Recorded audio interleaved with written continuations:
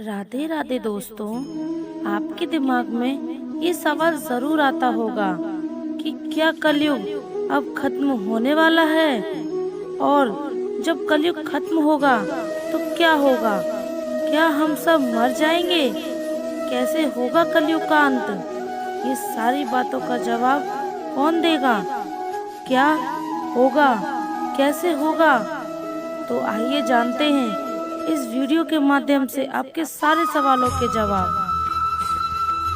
दोस्तों, कलयुग के बारे में ऐसी ऐसी बातें कही गई हैं कि आपका भी दिमाग घूम जाएगा। आज की इस वीडियो में कलयुग के ऐसे कड़वे सच के बारे में जानेंगे जिसे सुनकर आपको भी नहीं यकीन होगा। वेदों में सतयुग, त्रेता युग, द्वापर युग और कलयुग की 4 युग बताए गए हैं। कलयुग समय की दृष्टि से एक ऐसा युग है जिसमें अधर्म, दुराचार और नैतिकता की कमी का प्रबल प्रभाव होता है। इस वीडियो में हम कलयुग के कड़वे सच के विषय में एक व्यापक अध्ययन करेंगे जो इस युग की विशेषताओं को प्रकट करेगा और आपको इसके प्रभाव को समझने में मदद करेगा। कलयुग में लड़कियां बिल्कुल भी सुरक्षित नहीं रहेंगी। उनका अपने घर में शोषण किया जाएगा। अपने ही घर के लोग उनके साथ व्यभिचार करेंगे और बाप बेटी, भाई बहन कोई रिश्ता अच्छे से नहीं रहेगा।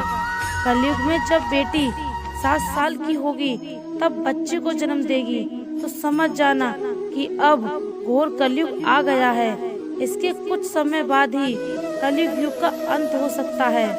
कलयुग में एक ऐसा समय आएगा जब सभी पुरुष स्त्रियों के अधीन होकर अपना जीवन व्यतीत करेंगे। हर घर में पत्नी ही पति पर राज करेगी। पतियों को पत्नी की डांट सुननी पड़ेगी। पुरुषों की हालत नौकरों के जैसे होकर रह जाएगी। कलयुग में शादी सिर्फ एक समझौता बनकर रह जाएगा। न पत्नी पति की इज्जत करेगी और न ही पति पत्नी की इज्जत करेगा।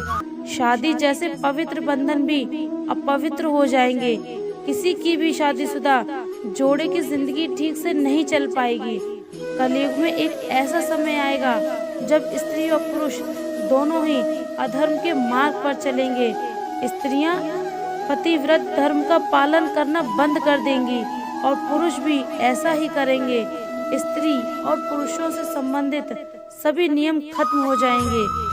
जब कलयुग आएगा तब देश में चारों ओर अकाल और भूखमरी फैलने लगेगी। लोग प्यास और भूख से मरने लगेंगे और जब ऐसा होगा तब कलयुग अपनी चरम सीमा पार कर लेगा। जिस तरह सतयुग में लोगों की उम्र लंबी होने के बाद मृत्यु होती थी, अब इस कलयुग में ऐसा बहुत ही कम देखने को मिलेगा। कलयुग में जब किसी की मृत्यु होगी तब इंसान की उम्र 21 से 30 साल के अंदर होगी और उसकी मृत्यु अकाल या पीड़ादायक होकर होगी। जिस दिन एक बेटे ने अपने पिता के ऊपर हाथ उठा दिया तभी से समझ लेना कि कलयुग ने अपनी सारी हदें पार कर ली हैं। हर घर में झगड़े और कलेश होगा। आपस में मिलकर नहीं रहेंगे और लोग अपने ही घर में अपनों को मारेंगे। कलयुग में कोई भी एक दूसरे से सच नहीं बोलेगा। न पति पत्नी से सच बोलेगी और न बच्चे अपने माता पिता से सच बोलेंगे। हर तरफ सिर्फ झूठ का ही बोलबाला रहेगा और सच की आंखों पर पट्टी बन जाएगी।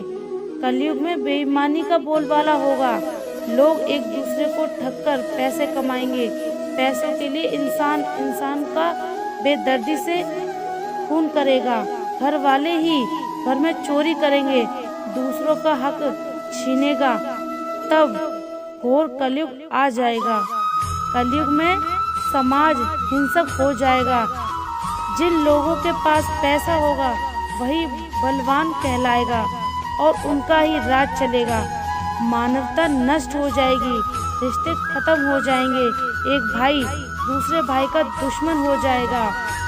कलयुग में लोग एक दूसरे को बुरे शब्दों से ही व्यवहार करेंगे। लोग मोबाइल या किताबों में सब बुरी चीजें ही देखना या सुनना पसंद करेंगे और लोग शास्त्रों से दूर हो जाएंगे। कलयुग में लोगों को खाने के लिए अन्न नहीं मिलेगा। एक समय ऐसा भी आएगा जब जमीन से अनाज की फसल होना ही बंद हो जाएगा, पेड़ों पर फल नहीं लगेंगे, गाय दूध देना बंद कर देगी। धीरे धीरे ये सारी चीजों का नाश हो जाएगा। कलयुग का एक कड़वा सच यह भी है कि लोग फसल और पानी भी चोरी करेंगे। पानी पीने का सामान और पेटियां भी चुरा ले जाएंगे। चोर अपने ही जैसे चोरों की संपत्ति चुराने लगेंगे। हत्यारों की भी हत्या होने लगेगी। चोरों से ही चोरों का नाश हो जाने के कारण जनता का कल्याण होगा। कलयुग काल में मनुष्य की आयु अधिक से अधिक 12 वर्ष की रह जाएगी और 12 साल के लोग ही बूढ़े होने लगेंगे। लोग दुर्बल, क्रोध, रोग तथा शोक से ग्रसित होने लगेंगे। कलयुग में न कोई कानून होगा और न कोई व्यवस्था होगी। कोई किसी से नहीं डरेगा, सब अपने मन की करेंगे और पैसों के लिए इंसान किसी भी हद तक पहुंच जाएगा। कलयुग के 5000 साल बाद गंगा नदी सूख जाएगी और वापस बैकुंठ धाम लौट जाएगी। जब कलयुग के 10,000 वर्ष हो जाएंगे तब सभी देवी देवता पृथ्वी छोड़कर अपने धाम लौट जाएंगे। इंसान पूजा, व्रत, उपवास जैसे सभी काम करना बंद कर देंगे। विद्वानों का मानना है कि कलयुग का पहला चरण चल रहा है। हालांकि अब से कल्कि अवतार की पूजा की जाती है। आरती और प्रार्थना सार्वजनिक रूप से की जाती है। गाजियाबाद के पंडित आचार्य रजनीश त्रिपाठी का कहना है कि कलयुग को शास्त्रों में वर्णित सृष्टि चक्र के अन्य 3 युगों से सबसे बुरा माना गया है। इतना सब देखने के बाद कोई भी घोर कलयुग में जन्म लेना नहीं चाहेगा, परंतु जब तक हम भगवान के भक्त नहीं बनते तब तक हमें मजबूर होकर जन्म लेना ही पड़ेगा। दोस्तों, उम्मीद करती हूँ ये वीडियो आपको पसंद आई होगी। अगर आप हमारे चैनल पर नए हैं तो सब्सक्राइब जरूर करें और कमेंट में जय श्री कृष्ण लिखें। धन्यवाद।